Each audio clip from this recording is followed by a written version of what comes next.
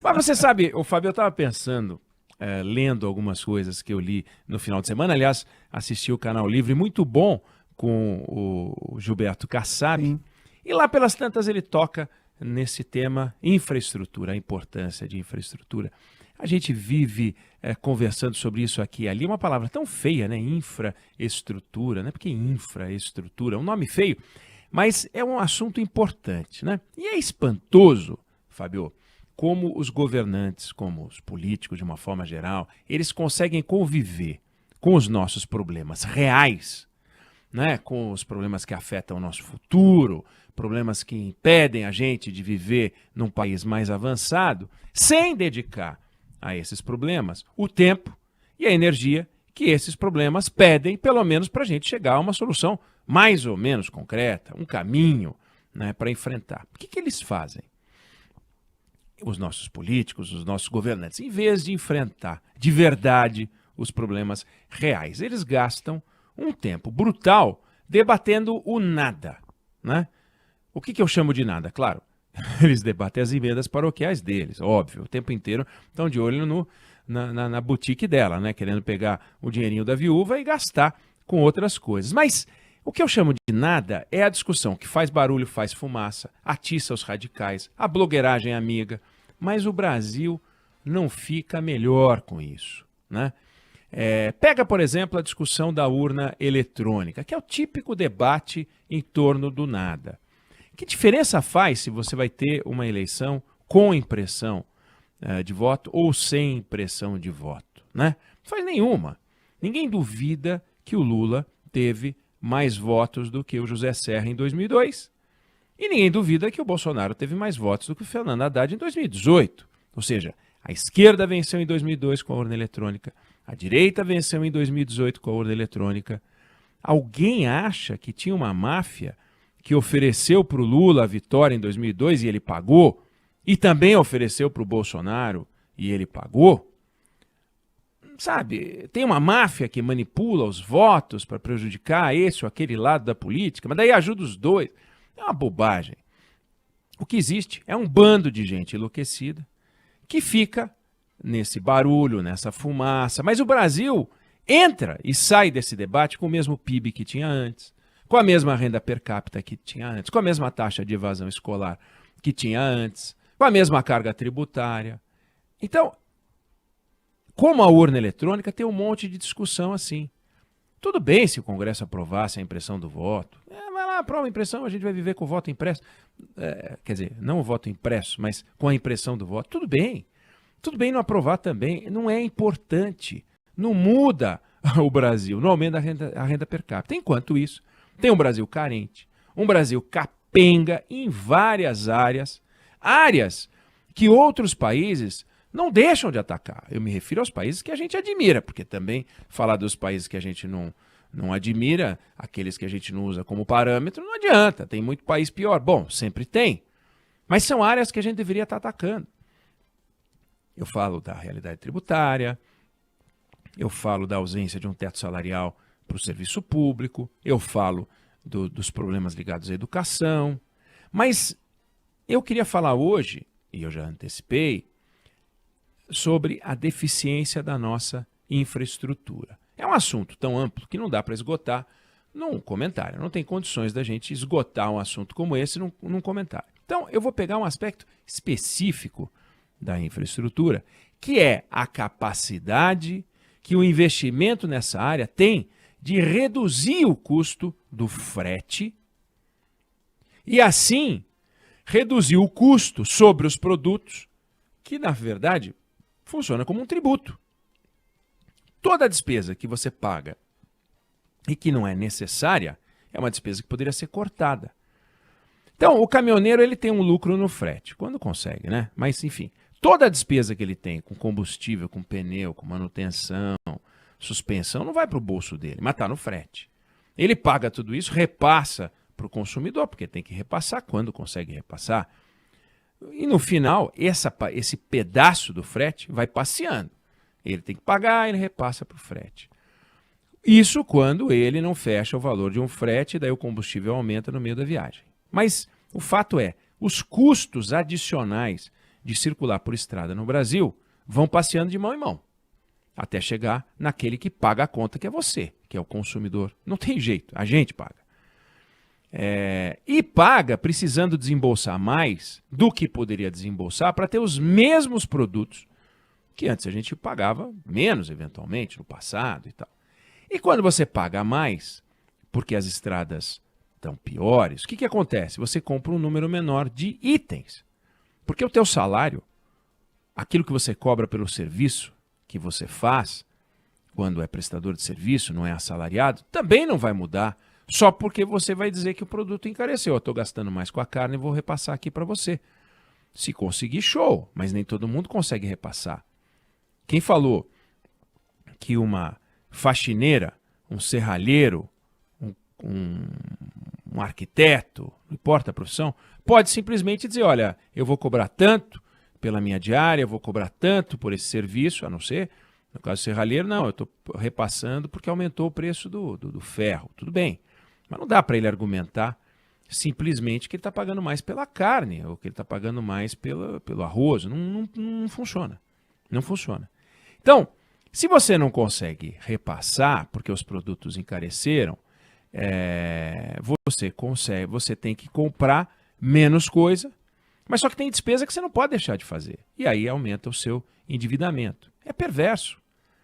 E é isso que, não é claro que não é só isso que faz a sociedade ficar mais endividada, tem outras coisas, mas tem uma relação direta entre investimento em infraestrutura e qualidade de vida e custo de vida das pessoas.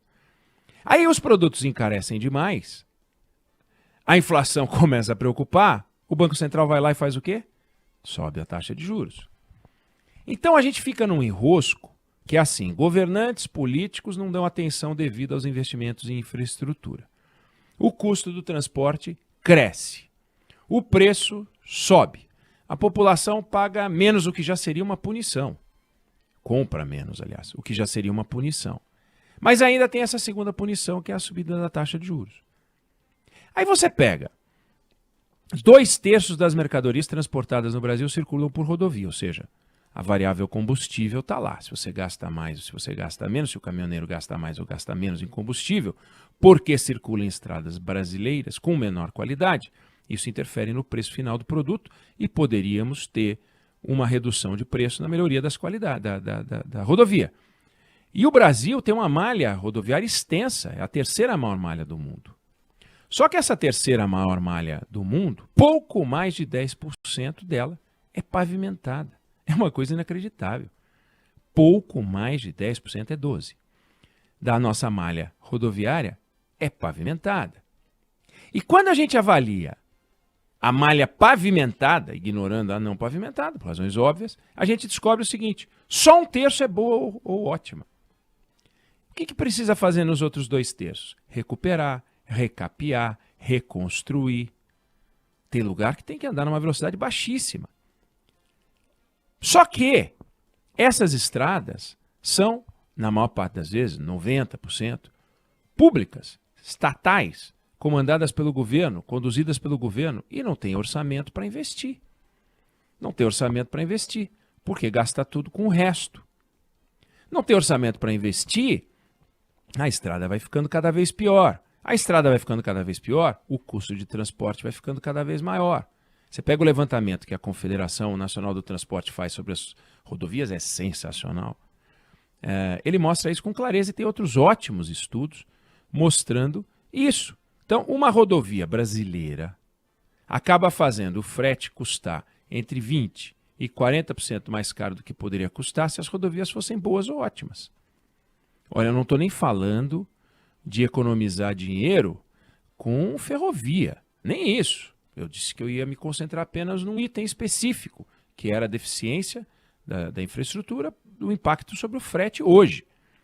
Se não tivesse ferrovia, não vou nem falar disso. Mas com as rodovias de baixa qualidade, o frete custa entre 20% e 40% mais caro.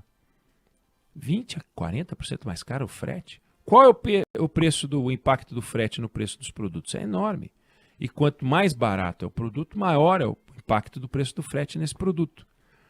Então a gente está pagando um imposto E se a gente pudesse reduzir de 20% a 40% o custo, e se o caminhoneiro pudesse reduzir o consumo de combustível, é como se baixasse o preço do combustível, porque ele ia render mais.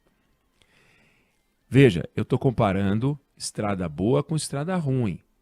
Os caminhoneiros no Brasil andam, quase 90% da malha também, estrada simples, não é duplicada. Não é duplicada, é estrada simples.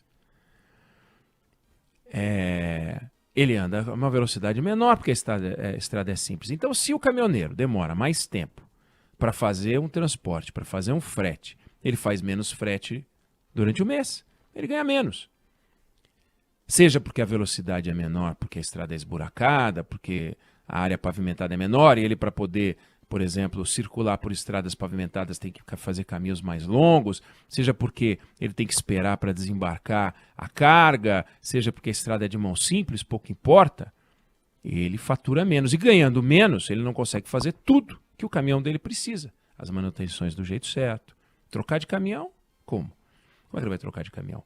Aí, resultado, a frota brasileira é mais antiga do que poderia ser se a gente rodasse em rodovias melhores. E uma frota mais envelhecida, rodando numa estrada pior, já é ruim. Sendo envelhecida, gasta combustível. Então você tem um caminhão velho que gasta combustível e numa estrada ruim que gasta combustível. Vai somando isso, você tem um aumento no custo de combustível que é brutal. É uma taxa de desperdício absurda. E de todo o diesel que o Brasil consome, o grosso está em transporte. Esse quadro é um pedaço reduzido do problema da infraestrutura, que a gente vai voltar a discutir aqui, evidente, sem falar em ferrovia, como eu falei. Mas olha esse número. Entre 1960 e 1980, eu anotei aqui, a gente duplicava 2.000 quilômetros de estradas federais por ano. Que não era uma coisa incrível, tá? 2.000 quilômetros de estradas federais por ano. Isso de 1960 a 1980. Nos últimos 20 anos, a gente duplicou, em média, 400 quilômetros de estradas federais por ano. Ou seja, a gente está duplicando 1/5 por ano do que duplicava antes. Significa que para fazer a mesma quantidade a gente precisa de 5 anos mais. Se a gente duplicou em 20 anos 2.000 quilômetros por ano, a gente precisaria hoje de 100 anos para fazer a mesma coisa. Olha como a gente está indo. Enquanto isso, a gente está discutindo urna eletrônica ou voto com versão impressa. Enquanto isso, a gente está falando, porque não resolve, não ataca a questão central, que é da infraestrutura, a gente fica falando sobre tabelar preço, tabelar frete, criar fundo, fala em fazer criar novos impostos, reduzir impostos e tal. Tudo porque a gente não vai na questão central, que outros países estão indo. Precisamos de ferrovia, precisamos de mais estrada, precisamos recapear, precisamos pavimentar, precisamos duplicar. Cadê o dinheiro para isso? Por que eles não sentam para discutir cadê o dinheiro para isso? Por que eles sentam para discutir a emendinha paroquial? Por que eles sentam para discutir a urninha eletrônica? É uma perda de tempo. Políticos de todas as ideologias perdem tempo. Governos de todas as ideologias perdem tempo. Então, eu queria me concentrar mostrando uma questão central, essencial para o progresso. Infraestrutura gera emprego, infraestrutura diminui o custo da sociedade, infraestrutura é qualidade de vida. E nós precisamos no Brasil de qualidade de vida, de renda, de progresso. Não dá para fazer isso sem infraestrutura. Não dá, simplesmente não dá. Os americanos estão discutindo isso nesse momento, olhando para a China e falando que eles estão devagar. Nesse momento, o Biden fez lá um pacotão quando entrou de $1 trilhão para resgate da infraestrutura, e eles estão discutindo o tamanho do atraso deles na área de energia elétrica. Estão discutindo nesse momento. E a gente está discutindo o que nesse momento? Qual foi a última grande obra que a gente fez no Brasil? Então, para deixar uma sementinha de discussão, enquanto eles discutem as emendinhas deles, nós temos que fazer um emendão no Brasil. Temos que fazer uma grande transformação. E esse ano é um ano para a gente debater isso. Porque os candidatos vão vir com seu discurso pronto e E a gente tem que desmontar o discurso deles, fatiar o discurso deles e procurar ali dentro respostas para perguntas como essa que a gente